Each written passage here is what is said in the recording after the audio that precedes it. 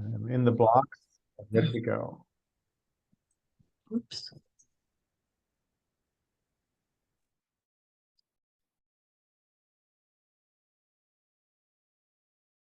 I wasn't able to watch all of last week's call, which I missed. I caught the first part of it. You all sound really funny when you're sped up to like 1.5. True of everybody, I guess. There's a few people we know who at 1.5 sound normal. Like, that's really interesting. That's really interesting, which provokes a thought I've had, which is, do flies and other sorts of things, are they actually living in a different sense of time? Because there's at least one good Star Trek episode about that, original series. Yeah, cool. Because you go to catch them and they'll meow, but they don't live very long. You know, a lot of insects live very short periods of time. So it's like, I'm willing to bet that to a fly, there's this slow incoming hand, and I've got to like get out of dodge. Okay, good. And if you're really smart, you come in from the side until like, oh, too late. Whatever. But I think that other animals have a very different sense of time than we do. They're maybe even a different sort of physics of time. I don't know. I don't imagine the neurochemistry of their neurons is faster than your average neuron. I don't know about that. Bentley, sorry. Yeah, there's a lot of people, I think, trying to answer that question. I don't know that they've come to a decision. Same thing with the animal communication, right? For the flies, there's a lot less distance between the neurons, so they don't have the speed of light becoming a problem, which we might have. Yeah. Other question I had, and I didn't reply to the conversation, Pete, that you're having with David Weinberger on the list, which is philosophically fascinating and endlessly amusing. And I don't know where everybody's finding the time to do this, but hey, nor do I know where I find the time to do all my distractions. But my understanding of the brain and neural networks, more importantly, neural networks, is that there's a whole bunch of stuff happening that's really pretty complicated and beyond our pay grade. And it feels to me like part of the conversation you guys are having, and I don't think you mean this intentionally, but it's sounding like, oh yeah, these large language models just tokenize every word, and then that number is basically a representation of every word, and all the LLM is doing is saying, what's the most likely next word, and picking from among those weights for the next word. And I think that's a reasonable representation of one of the forces at work, but definitely not the game here, because the representational themes are really deep. The way David says it, they're, you know, he said dissolved into tokens. It makes it sound like that. I don't know. We're not to the point yet where we understand if he really thinks that's what's going on. He's using the word tokenization, but he might, by that, he might mean the rest of the thing, which is opaque to me, and I'm going to call it tokenization because I don't know what else to call it. But it's really the weights that are deciding things, and the tokenization is literally a distraction. You could write ChatGPT. The whole system could totally work exactly the same without tokens, more or less. So let me kind of redirect us to SenseDoing. Cool. I was about to try to do that as well. Thank you. And so some of us are going to drop off in 30 minutes, at least Jack. Is anyone else going to drop off for the next meeting? My plan is to stay here if there's other people here. Okay. So our to kind of recap last meeting, there was a suggestion of a path forward, saying that let's have an open time of just kind of unstructured sense making on the topic of, and we mostly discussed indoor air quality. And then what we were hoping to do on this meeting is start brainstorming on actions to take on indoor air quality or masks, if people want to. And then, of course, more questions will probably come up while we're doing that. So the homework that was assigned, which I'd be surprised if anyone did, was to kind of brainstorm what are some actions to take. And they don't have to be very specific yet. You know, part of the process is coming together and us refining each other's suggestions and actions. So yeah, so Can you refine what are some actions to take? Does that mean as a society, what actions should we take to increase indoor air filtration? Or do you mean what should we do to sense do this topic better, or both? Or some third option I'm not thinking Yes, about. all of the above, Okay. wherever people want to go. So it could be individual actions, it could be society level actions, which of course are built on top of individual actions. Yeah, so it was left pretty wide open. Did anyone have anything either immediately come to mind or thought of after last week? I got a couple, but open the floor. Nope. And I missed that call to action, so I'm eager to Yeah. jump in. Yeah, sure. And we can always kind of go back to the questions. But one of the things I was thinking was the main topic was kind of indoor air quality. So in that area, I'd like to see what is the recommended indoor air quality kind of metrics. Like, are we just going to go with leads, or is there a better one? So what in our sense making that'd be a nice action piece is like this is the recommendation, and then another action would be this is some policy, governmental policy, um, and the recommended actions I assume would be like, oh, we're going to recommend this to businesses and individuals, and those may be different. So like in your house you might want this, if you have a business you might want this, if you're doing a large business like a whole building you might do this. Those are some things. And then is there any government policy we'd like to implement? And then what would be the suggested wording of that policy? I don't know how that sounds, Dave. I'm interested, and it's related to something that I decided that I think Joanna and I should do starting independently, actually. Um, so maybe these are the same efforts, or maybe not. um, I would like, Joanna, given the experience here and elsewhere, actually, other experiences feed into this.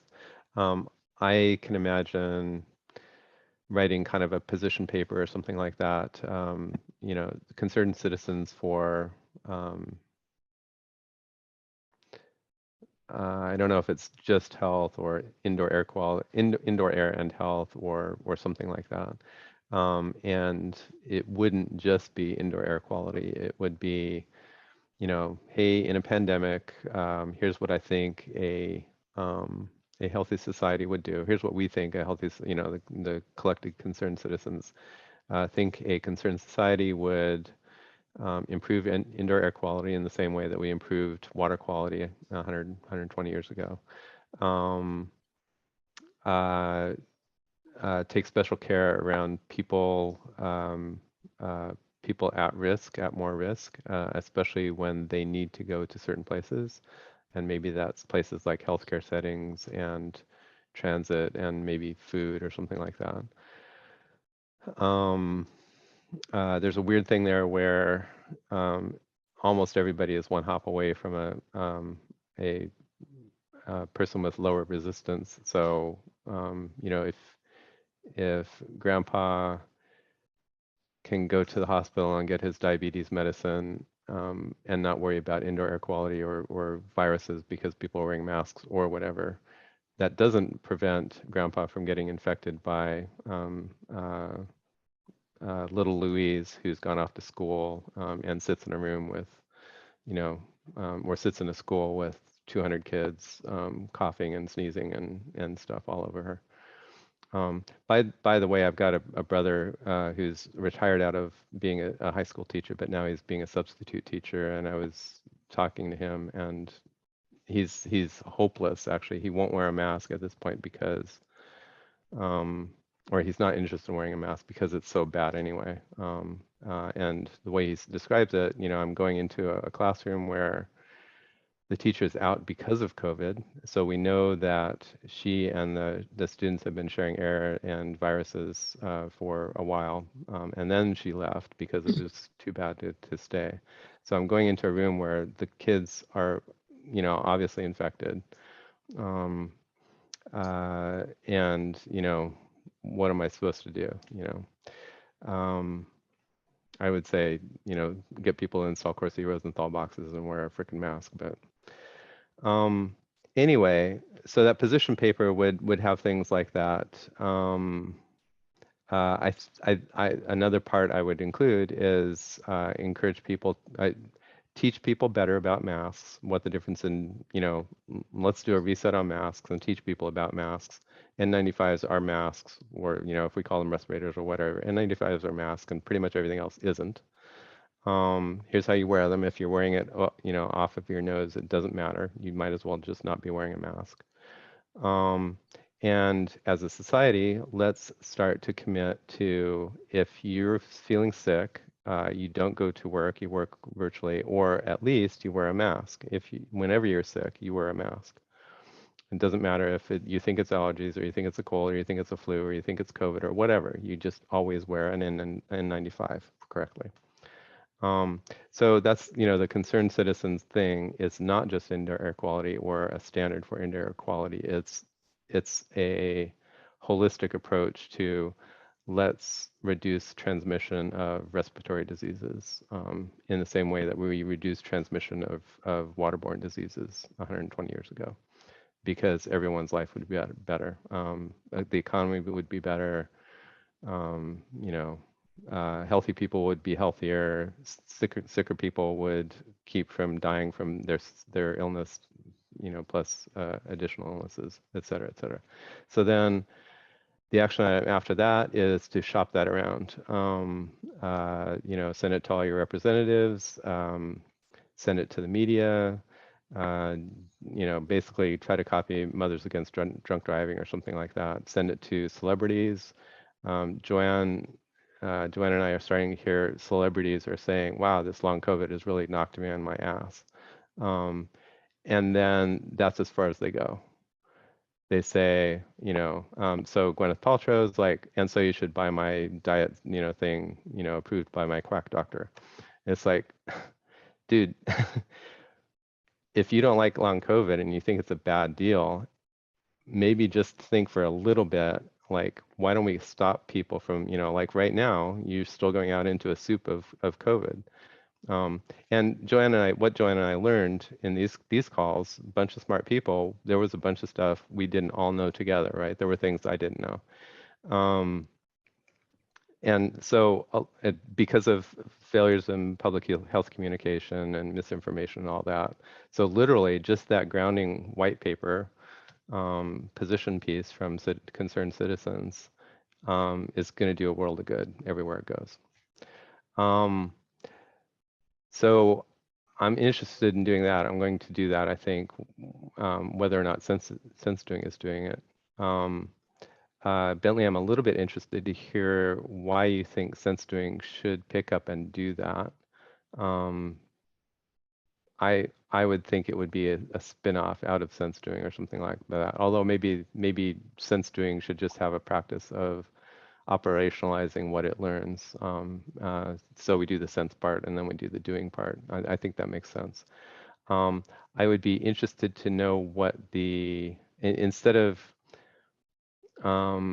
we all do this, instead of desired outcomes, what I heard you start off with was activities that we could do, which I know that you have the idea of what that outcome is, but I think we'd want to articulate and share and agree on the outcomes we're trying to get to, and then work both sides of that. What actions are we taking? What outcomes are we expecting? But make sure that we have outcomes, expected outcomes in the mix. Thanks. So I can answer that, or Stacy, if there's something you wanted to jump in before I. Well, I don't want to just, I don't know if I should go first or let you, if you want to answer. Go ahead, you can answer first. Bentley's pretty good at buffering. Well, I'll go ahead and answer then. Yeah, so the initial, I agree that the initial design of SenseDoing, as kind of outlined in its initial white paper, would have kind of separated it out to more of a long-term decision-making process. I think the experience of this has kind of shown that those plans were not what people wanted to participate in. So I think it's simpler, rather than taking the extra time to spin things out, to just abscond with this time until people start pushing back, and then we change topics. It's a little less structured, and I completely agree with the expected outcomes piece. So I added that. I'm making some notes here. So those are my thoughts, and of course I can ramble on. But Stacy, what are your thoughts on all that? Yeah, I don't want to distract, but because I know that so much of the problems we face had to do with misinformation, I'm really curious to find out what would have been different had Trump not disbanded all of the pandemic response teams, because I'm thinking that a lot of thought went into putting those in place, and it would be useful to find out what those procedures would have been, rather than try to come up with new ones. Like, I just think that's an important piece. Super important. And yet, I would love that. I love historical analysis of train wrecks, major train wrecks. And that was certainly one. Like lobotomizing the CDC was just, it was really obvious that was what he was doing, and it just hurt everything. The problem in figuring out where they were back, or where we all were back then, is that we're not at a steady state. We're actually at a deficit right now. So it's not like we have a CDC that can take a plan and enact it. I think we have a decimated CDC that has learned, it's got a learned behavior now of racing around its tail, trying to be careful about misinformation. It's still super bizarre to me that the CDC will say things without saying, and we should mask, because they've learned that you just cannot say mask without having it turn into a whole hullabaloo, and they don't know how to manage that. So they aren't, they aren't at 0 feet elevation like they would have been if they could just pop open the plan and start running it. They're at like minus 100 feet elevation, and so I think at this point it's just it's almost a greenfield thing. And actually it's not a greenfield, because I don't know what brownfield means, but it's kind of like a scorched earth thing, where you actually have to, part of your information campaign has to be confronting the fact that the CDC is not just toothless at the moment. It's actually insane. It's actually psychotic. It's not connected to scientific reality at this point. It's more connected to the reaction to misinformation. That's the way it works. It just, like, it's insensate.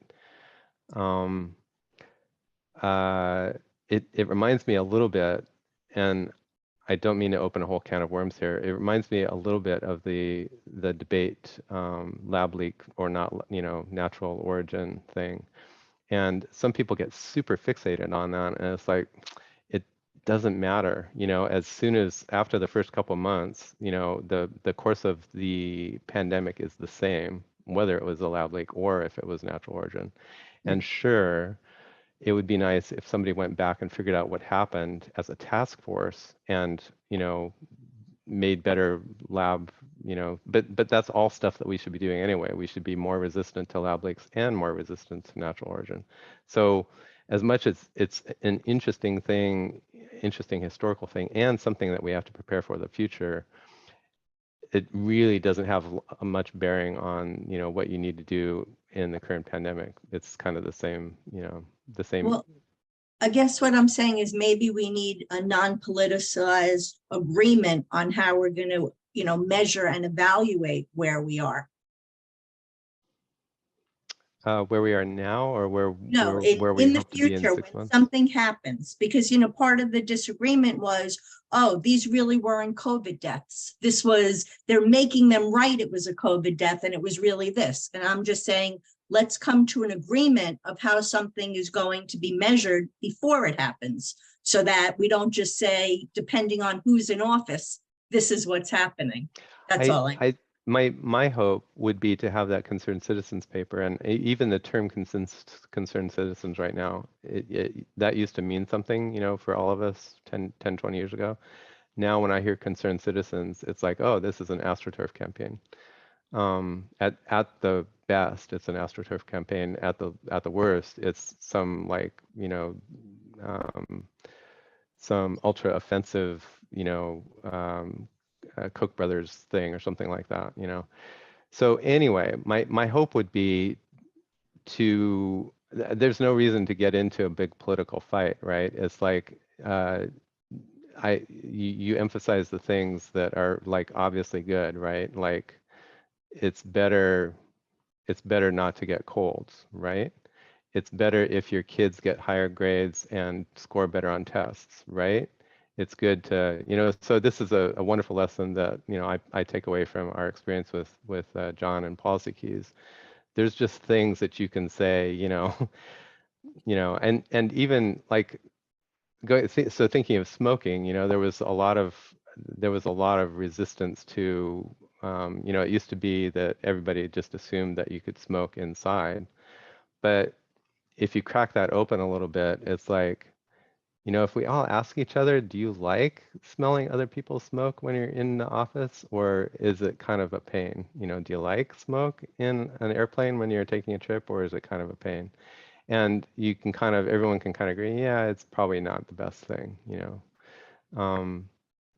So I would just stay away from political stuff, and I would try to make it as, obvious as possible that we're just talking about health, and it's not a big deal. And, and even things like wear a mask when you're sick, there's cultures where that's a thing, it's not that big of a deal. Everybody just does it. Thanks, Stacey. It's a good, a good thing to think about. Yeah, I'll jump in for a sec. Sort of several thoughts. One is, I'm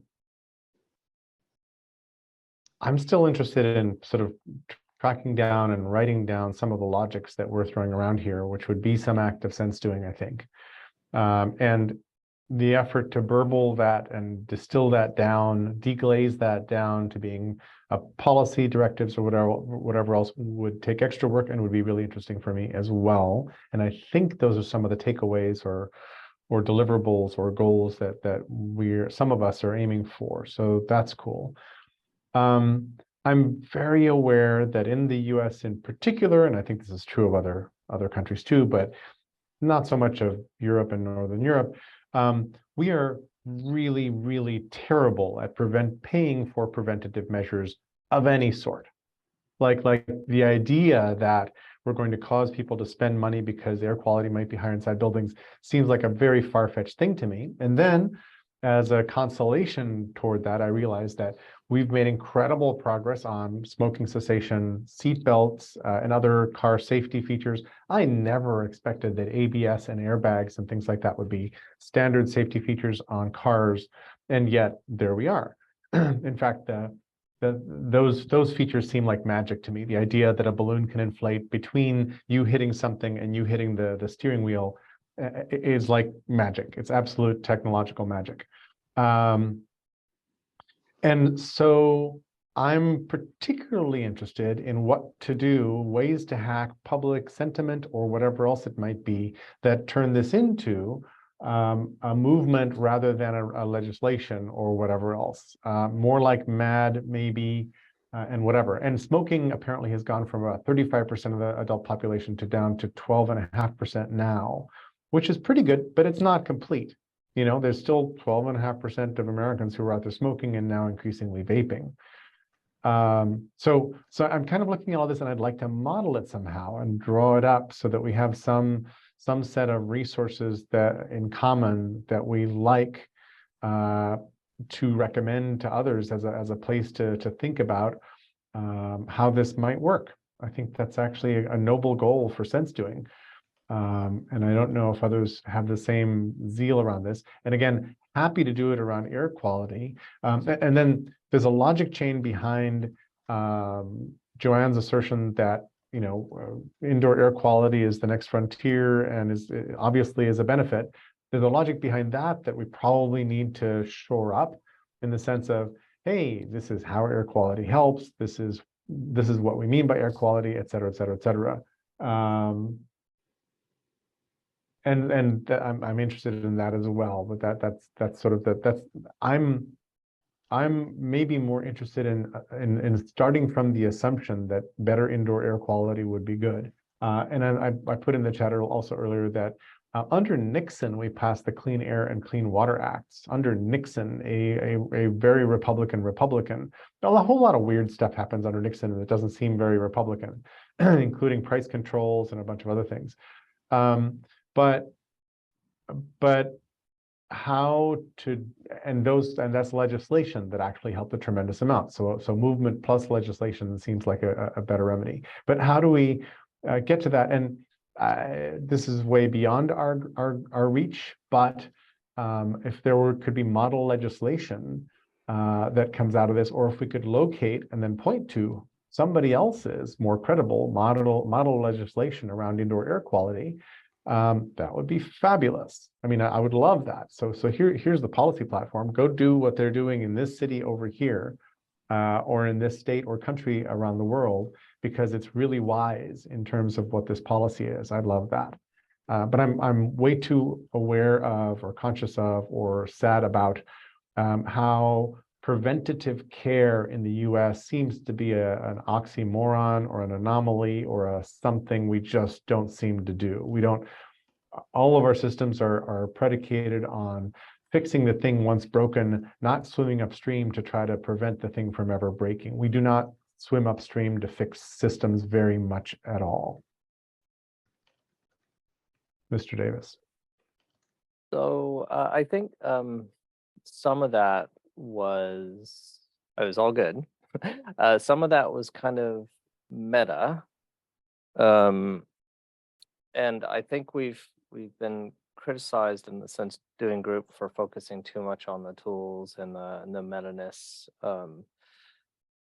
So I think it might be good to separate that, and maybe we need to have a separate call where we talk about extracting the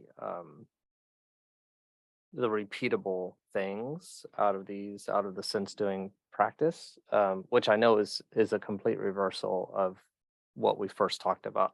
Well, the second SenseDoing, the initial SenseDoing was focused on doing. The second SenseDoing was kind of the way I think about it. It was let's play with tools and processes and improve the tools and processes. Some of the people that kind of we identified there's two different groups. One is like interested in the topic, and one group is interested in improving sense making in general. I think we've kind of learned through some of the meetings that it is kind of best to separate that into two different conversations. So we might, or alternate weeks, right? So people know which one it is. So I want to try and be a little bit more conscious of when we're going meta and when we're focusing on the topic. Kind of that being said, if we're focusing on actually doing the sense making, I think it would be interesting to do to just start at the top where Pete's suggestion was about talking about expected outcomes. When we're doing something, we're going to have to do sense making as we go through this whole thing to start doing things. So kind of talking about what we want to accomplish. And also what's interesting about that, because an expected outcome we could be reduce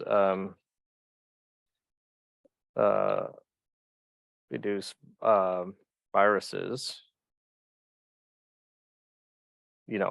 between humans. I don't know how to express that better. But then, is that a bigger scope than just aerosolized viruses, and then we get into like hand washing and gloves and all that stuff. Do we want to limit to aerosolized viruses, or a better word than aerosolized? I don't know, Pete, if there's something more exact. I would, Yeah, that's I, what. I would, instead of,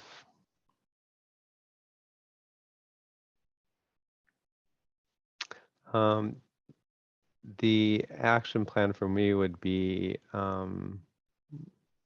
not so much reducing transmission of aerosolized viruses, but more around improving, improving the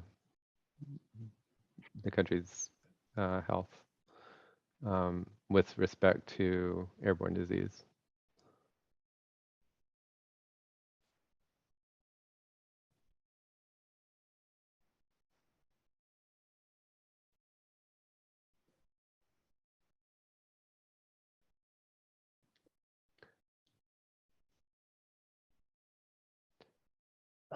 Is the term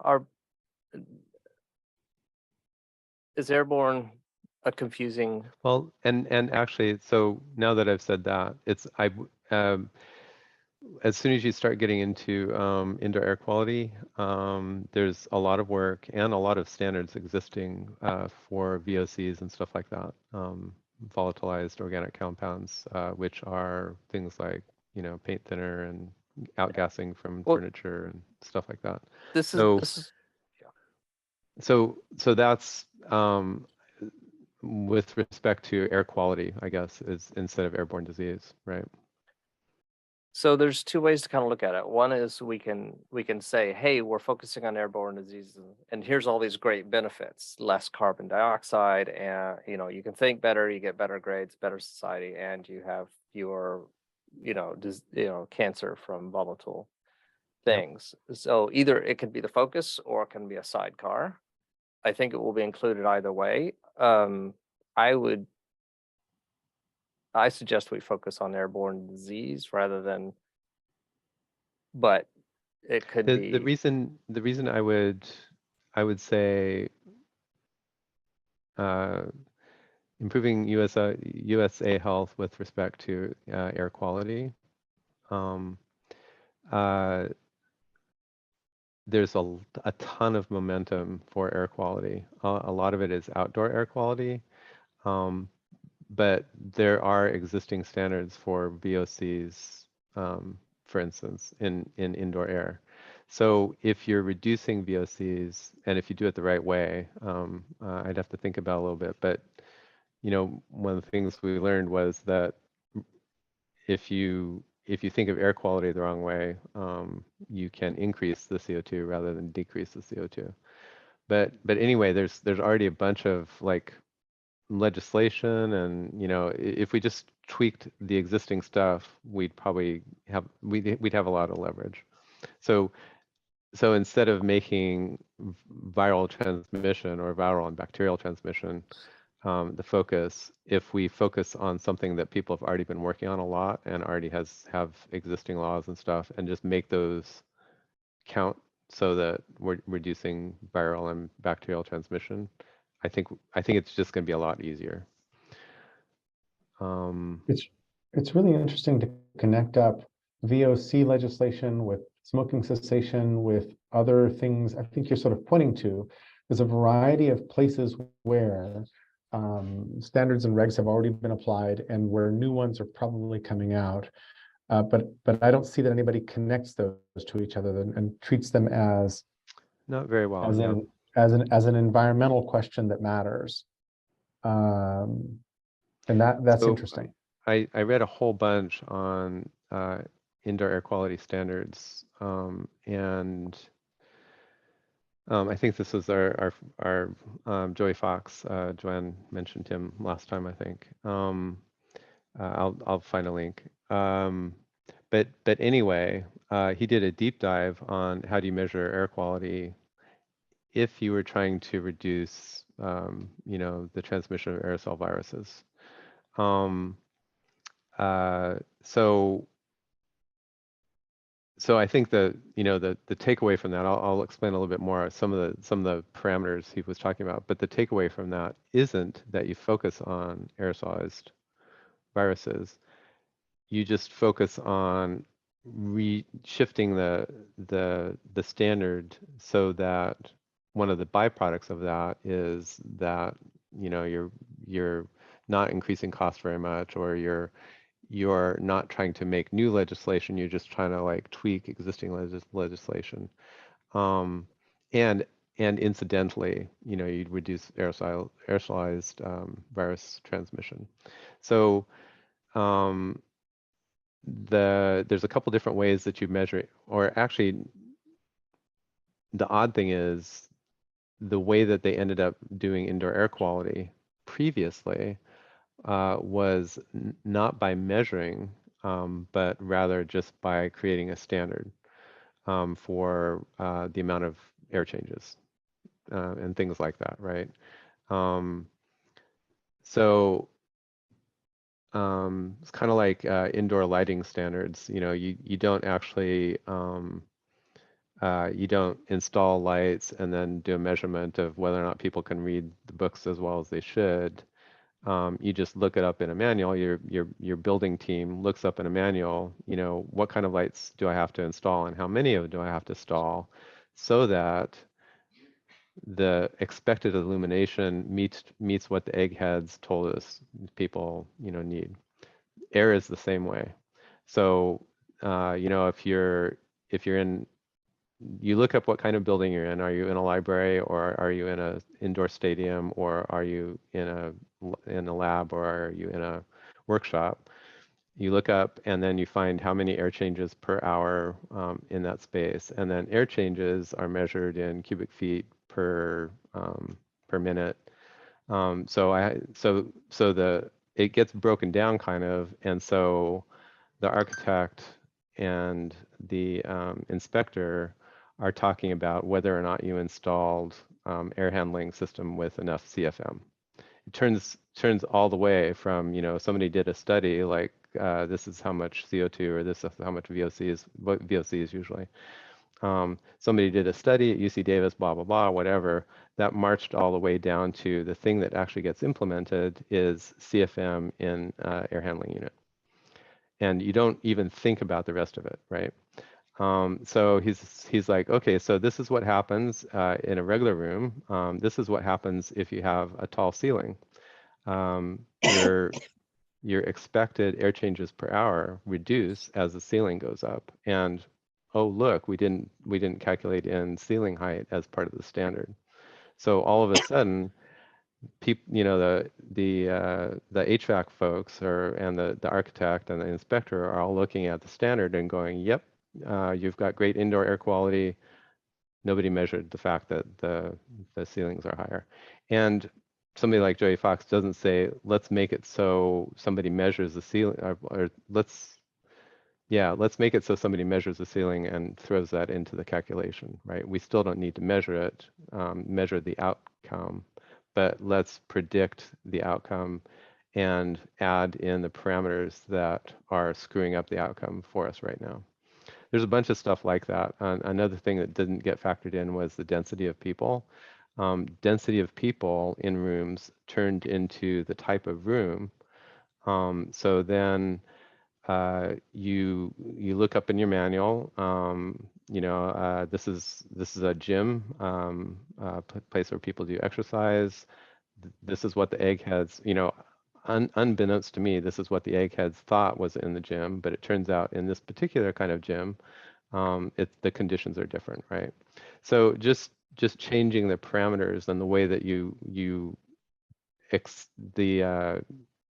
there's unexpected parameters, there's parameters that are different. There are weird things like once you say this is a gym room, or maybe you have to cluster that into exercise rooms, then there's exercise rooms that are used for martial arts. There are exercise rooms that are used for yoga. There's exercise rooms used for people practicing track. And you collapse all of those rooms into a big bucket, and again, you've missed some stuff. So I forget, I apologize for going for so long, but um, kind of suffice it to say, we want to take advantage of all that knowledge, and we just need to tweak it up, knowing what we know now, and maybe doing a quick review that some of the, some of the categorizations got broken on the way to make it into the HVAC manuals. Excellent. I was noticing when you talked a lot of times indoor air quality, is that a limitation that, and I'm treating you kind of like the benevolent dictator, by the way, Pete. So, do you want to limit it to indoor, or do you want to also tackle outdoor air? The reason why I always say indoor air quality is because if you say air quality unmarked, I know the word unmarked from my linguistics friends. That means that you didn't specify it in some way. If you just say air quality, it actually means outdoor air quality. So the Clean Air Act and all of that happened outdoors. And then I don't know how it happened, but we started thinking about indoor air quality. But they're actually separate things, and they have separate rules and stuff like that. We probably did some indoor air quality before outdoor air quality, but they're different. Maybe they need to be harmonized. I don't know. Obviously, the physics is a lot different. And outdoors, you're talking about particulates from exhaust and pollen and I all mean, kinds we of weird could stuff. say indoor and outdoor if we wanted to be explicit. But my question is for you, if you're contemplating building this recommendations white paper, are you gonna include outdoor air quality It in it? will no, it will just be indoor air quality. Okay. Because my goal is improving the health. My goal, I have a more specific goal, right? My goal is selfishly, my goal is to be able to go to a store or something, or maybe even a museum or a movie, and not be freaked out that nobody else gives a shit about what's in the air. Um, and and kind of my goal is to reduce the transmission of COVID and whatever the next pandemic is going to be. So all of that's indoor. Very little of it is outdoor.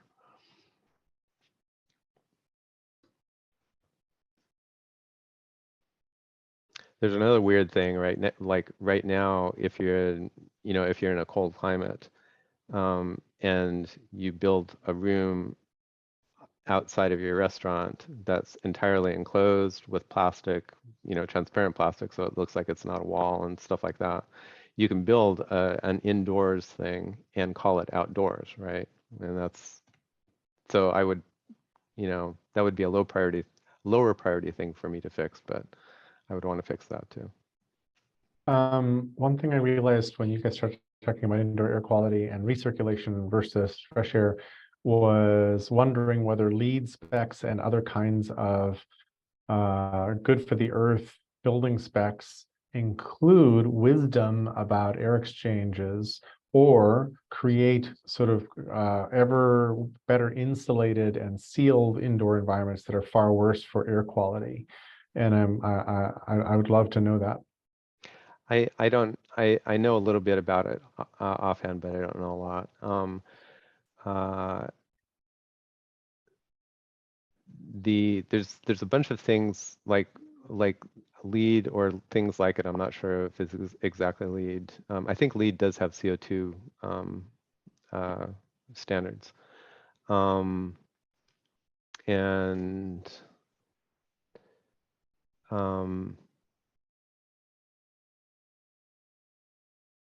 one of the yeah, I don't know. I can rattle off a couple of things that are involved with things like the green standards. One of them is that I got the impression that heat exchanging air handling systems are less deployed than they could be.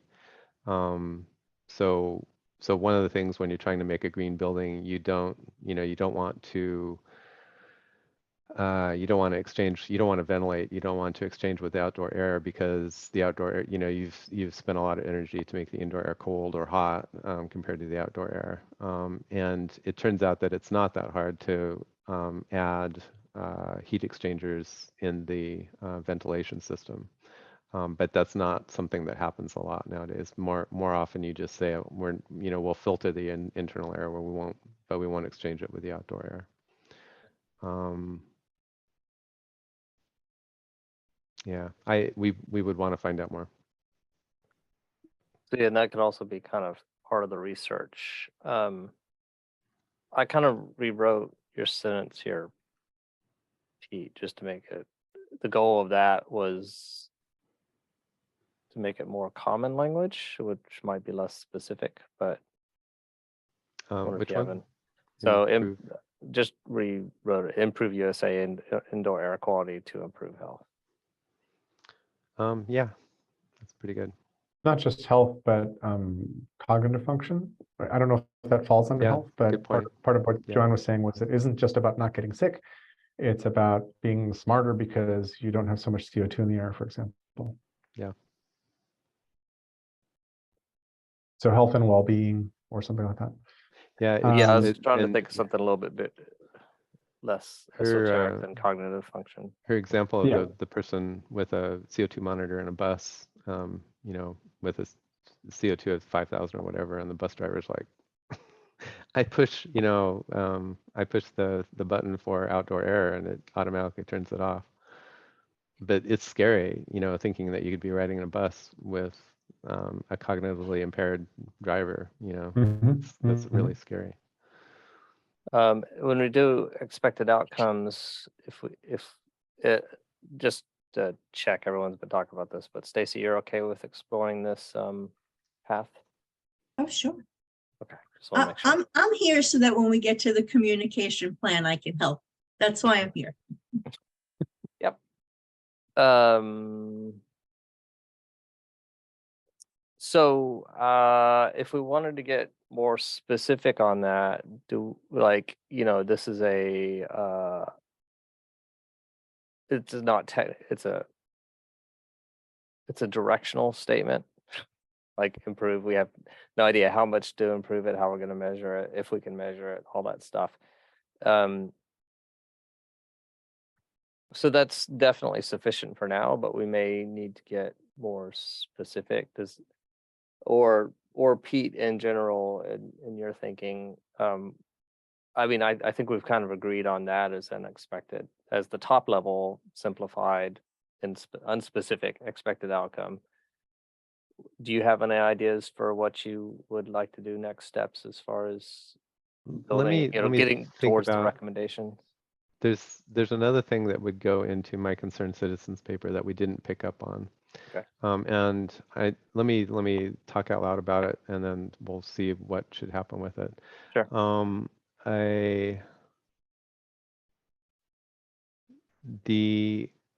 I think the way this goes, so Joanne and I see a lot of long COVID stuff happening without people realizing that it's long COVID. So it looks to us like more people are having heart problems and more people are dying, of odd things earlier, or young kids are getting dementia when they used to not, or things like that. So I think a lot of the way this works out is, or people who say, yeah, I'm super tired I got COVID and then I haven't quite got back up to it, but they don't say long COVID. It's clear to us that they've got long COVID and they just don't realize it, right? They don't have the vocabulary for it. They don't have the public health awareness, et cetera, et cetera. There's other weird things not related to long COVID, I guess. There are parts of the country where you can go to the doctor or the hospital and the doctor knows that they have been exposed to COVID and is not wearing a mask and is treating you, for something else. I broke my leg, or, I've got liver problems and I need to go to the doctor, and the doctor doesn't care that they're they're breathing COVID on me. But that's not long COVID. So anyway, I think I would include, so in my thing, it would include more awareness of the sequel AE of long COVID, and more awareness that you probably know somebody who's been affected by COVID without realizing that was what it was, so that we can move the needle a little bit faster. And so there's kind of an anti-reason to do that, or a reason not to do it. Whenever you start talking about COVID, it falls into that politicization stuff. But I think for me, it's something that I would want to, start to raise awareness of, and a way to do it actually that isn't necessarily just COVID. I think a number of kind of chronic illnesses are follow-ons from different kinds of viral diseases that people have had. So maybe we can kind of expand it there. So anyway, I'm not sure. Having talked through that, I'm not sure that it really changes. Yeah, it sounds like some of that was kind of thoughts that will end up impacting the communication plan, Yeah. which I didn't Yeah, take good. great notes on. So I can Yep. add it if you want to make a note for No. that later. No. Okay. Yeah, so and since we're here, let me check with Jerry's original thing. What would a healthy society do, with respect to a pandemic situation? So I think improving indoor air quality to improve health and well-being. I think that's a pretty good answer to that original question. Jerry, what do you think?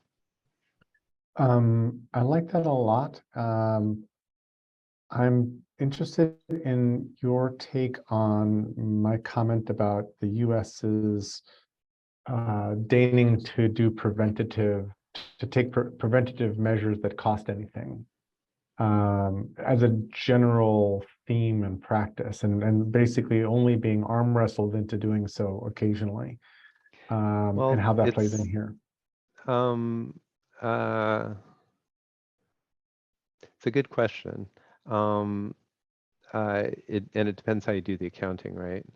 I think I think without having read this in so many words, I think it would be really easy to say if you just added up a year's worth of COVID problems. Actually, there was somebody who did that, and I put it someplace. There's lots of math like that, and nobody seems to give a crap. It Well, doesn't so convince people when yeah, you of say, look, course. so many people died. Of course. But it's a perception game, right? It's not, or I mean, it's a perception game both ways. So I'm pretty sure it was $1 trillion that some Harvard economist tallied it up, and he's like, yeah, $1 trillion worth of damage from COVID so far. And he wasn't like, you should do this or you should do that. It's just like, it costs $1 trillion. How do you feel about that? So,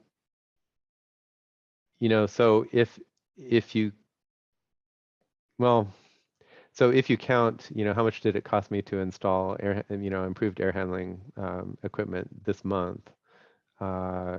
If that's the measure, then, improved air quality loses. If the measure is, something that takes more like a year and a half to pay back, or we aggregate, different places, or if there are government incentives or yada yada, right? It's I think maybe for us to know, and then to try to figure out how to communicate, for us to know, improving health and well-being is just saves money. It doesn't cost money. So Sorry. maybe that's it. Yeah. Um, Oh, Let me also, Please. uh, cessation of smoking is a really interesting one because I think I know the history of that. Somebody wrote up an incredibly long white paper about how that worked, and I think probably each of you has heard this story from me already, but it was a multi-year action plan, very consciously driving specific things with a specific goal, using a wedge of OSHA, Cal OSHA. So it happened in California. So now it's intuitively obvious to everybody that you don't smoke inside. But in 1970, whatever, 1980, whatever, it was not intuitively obvious. It was intuitively obvious that you could light up wherever, whenever you wanted. Just like, of course, why would I not smoke next to you? Of course I would smoke next to you. And part of that perception was, tobacco company misinformation, propaganda, and stuff like that. So what these folks did was use leverage that any place indoors is basically somebody's workplace, and the fact that Cal OSHA owns the standards of workplace safety to start pushing on, if you're smoking in my workplace, you're affecting my workers' safety, not health, safety, well, health and safety. And therefore, Cal OSHA has said that you can't do that. And then there was a bunch of pushback, it goes back and forth, a bar goes, oh my God, I'm going to lose all my customers if they can't smoke in my thing, and what if I like split it down the middle and have the smokers here and the non-smokers there and the smoke is still going everywhere. And so they cut deals back and forth for that kind of stuff and jujitsu'd society into believing that it was not okay to smoke indoors. And then that California momentum rippled out to the rest of the country. But it was a jujitsu move to do that. It wasn't convincing people head on. It was convincing people after they had some leverage and said, well, you have to do it because of Cal OSHA. So I think you rattled off a couple other things. Smoking. Car standards. ABS, airbags, seat belts. I think, if I think about it, we're all probably old enough to have remembered not riding with seat belts and then riding with seat belts. Nobody was excited about seat belts, and nobody was, even my parents were like, my kids are fine. I put my arm out in front of them when I make a hard stop. Why do I have to pay more to buy my next car because some Yahoo in Washington, D.C. decided that seatbelts were a good thing, There was a lot of grousing like that is what I remember of how we got seatbelts. I think a quick hypothesis is that we grew Ralph Nader or whoever grew some little bureaucracy inside some government agency, a national NHTSA or something like that, a little bureaucracy started to grow that said, we have a mission to improve, reduce the number of deaths by the use of seatbelts. And I think the people who got that bureaucracy started were of good intent. I think at some point, the bureaucracy just grew into something that didn't care whether it was a good intent or not. It's like, well, our mission, it says on the door, our mission is to reduce death by implementing seatbelts. I think things like ABS and things like, it's just some part of the bureaucracy got pointed in the right direction and then does what bureaucracies do. It just like marches forward and makes it more and more and more, and probably makes itself bigger and bigger and bigger, probably not in a good way, but I think that's kind of the way that that kind of like safety legislation gets approved. Nobody wants it, and the at least in press releases and stuff, the car manufacturers are going to say it's going to cost us, the seatbelt costs $5 to install. That's going to jack up the price of your car $200. I don't know why you would want that. They say that kind of stuff, right? So somebody's got the communication plan to to kind of squelch that or go back to the car manufacturers and saying, hey, cut it out, look at, uh, you know, uh, if less people are dying in accidents, then more people are likely to buy cars or whatever. They have to explain the long-term math to boards of automobile manufacturers and that kind of stuff. I think that's how it works, right? I don't think it's a head-on thing. I think it's a bunch of, almost backroom deals and a bunch of like weird, jujitsu moves at each point. And I think at some point it's bureaucracies that grow and kind of like a cancer inside the government. For a while they're a beneficial tumor, and then at some point, they probably maybe they aren't. Thanks, Pete. Bentley, did you want to jump in? I don't have anything specific if you still have your hand up for a reason. Yeah, I wanted to jump in, but you looked like you had a reply to what Pete just said.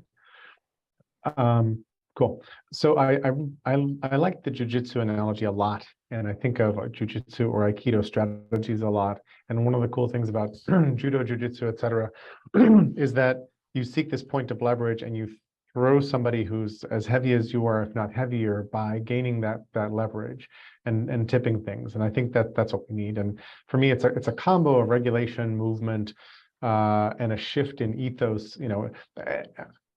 I remember many a time in modern era days thinking, how do we let people smoke everywhere we were? Like maybe I'm having the reverse thought, which is, oh my God, I'm so appreciative that every place I walked into today didn't have smoke in it, right? And the smell of smoke, and I'll walk behind somebody who's smoking on the sidewalk. First, I'll try to consciously avoid the cloud, but then I'll be like, oh, that smell reminds me of living in Berlin when I was 13 years old. And there was like smoke everywhere. And I grew up with two smokers. Like my parents both smoked. My mom smoked until she was 80 and had to have a hip replaced. And they said, if you're still smoking, we don't replace your hip. And she just quit cold turkey, which is amazing. Anyway, I posted an interesting article by Carol Sanford in the chat. And I posted it here from a strategery perspective, in the sense of reading her post made me rethink how I present things and maybe how I need to do stuff moving forward. And a piece, I'm going to dramatically oversimplify and probably brutalize her argument, but she was like, the world doesn't need more heroes running in to say, here's how to fix it and presenting solutions. The world needs more people creating spaces within which the people inside the problem can go sort this thing out and shift why and how they're doing the work, and then go solve the problems on their own, which is really interesting. It's a very systems approach toward change. I like it a ton. I tend to be the TLDR, here's the solution kind of person. What I'm curating a lot in my brain is, hey, here's what I learned, here's the solution. And I don't think that's a bad thing to try to do and to try to get to, but it's not necessarily a good thing to lead with or to present to people straight up. I think the work of figuring things out, and an example she gives is DuPont was making titanium oxide in a way that was pretty toxic, and DuPont was their client. And they walked in and started to work with them in the ways that Carol works in catalyzing change. And they started to realize internally that there was a far less toxic way to get a lot more titanium oxide out of a lot less titanium ore. And they went with that, and it transformed the industry. Check in the win box. And so I'm sort of trying to figure out, how do we apply that to the kinds of problems we're looking at here, given a world in which the US doesn't do a lot, doesn't spend money on preventative stuff, given, et cetera, et cetera, et cetera. Pete, I may have put that Joey article in the chat earlier, because I think that's the same one that you had mentioned in an earlier call that I added to my brain. But I think my fascination comes with change dynamics, like what causes social level change, and then how might we do little things that are provocations or incentives or that accelerate those changes. I think that's where a great deal of my interest and passion lies. And every now and then you hit something and you're like, that thing is going viral. How do we accelerate that thing? Yeah. A tiny side note, I'm surprised that nobody trying to get people to mask compared coronavirus aerosol contagion to smoking. I like there's a video I want to cut, which is what I wish we had said 3 years ago, which is, you know how when you walk into a room, you can still smell a cigar or a cigarette smoker? The virus is just like that. It behaves the same way, it lingers, just like that. So take actions to avoid that. You haven't heard that, Jerry, or? I have not. I've not seen. I think I caught a little bit of it, but I'm surprised that people who had a lot of audience didn't go there. Yeah, I kind of remember that from probably 2020, maybe 2021, but that was the thing that it obviously didn't catch on, but the air scientists that we follow pretty early on were saying that, think of, viruses and smoke particles are kind of, they work kind of the same. They're aerosols, and so it was a thing, act like somebody's smoking, not necessarily like, think of it that way. Yeah, I think the I love bigger that. problem there was not distinguishing between the kinds of masks. And that was a big problem, yeah. That was definitely a big problem as well. Where does that leave us for this call, and what do we want to do for next call? And I apologize, I need to bounce at 15 minutes before our full time to. So I would think that, and Peter, I'd like to hear your opinion on this, is, let's kind of over the next week brainstorm, sections of the recommendations doc, just kind of broad areas that we'd want to discuss. I'd want to caution maybe for next meeting is to focus less on the communication plans, because we can, in my opinion, that there's a lot of work needed in that space, but it's also kind of hard to do until you kind of have done the sense making on what should be done. And then the communication plans, there's a smaller target area for you to do your communications plans. So should So we yeah, start? that's what I'd recommend as the next step. Sorry. So should we begin a page of recommendations someplace on a massive wiki or something like that? Yeah, I think either a Google Doc or some sort of markdown to start the recommendations doc. Pete, you haven't already started it, have you? I have not, no. I'd be fine with either direction, but I'd love to have a place where we can sort of start and sort some things out. I'm good with either. Yeah, let's. So Go ahead. probably Google Docs. I think that's a little bit easier. So.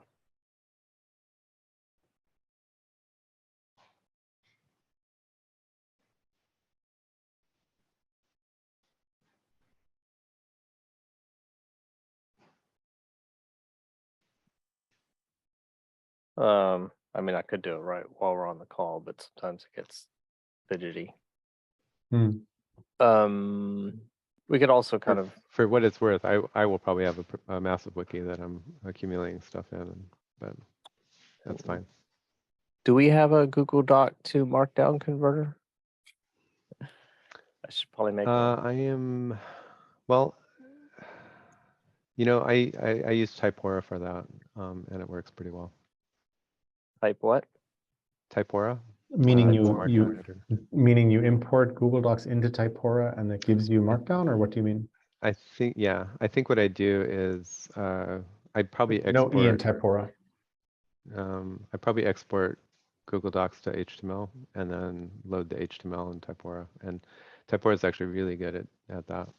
The thing that always annoys me tremendously is that links in a Google Doc are redirected through Google, so they're all munged, and because of the way they have to do, because of the way they do it, you can't even do a simple text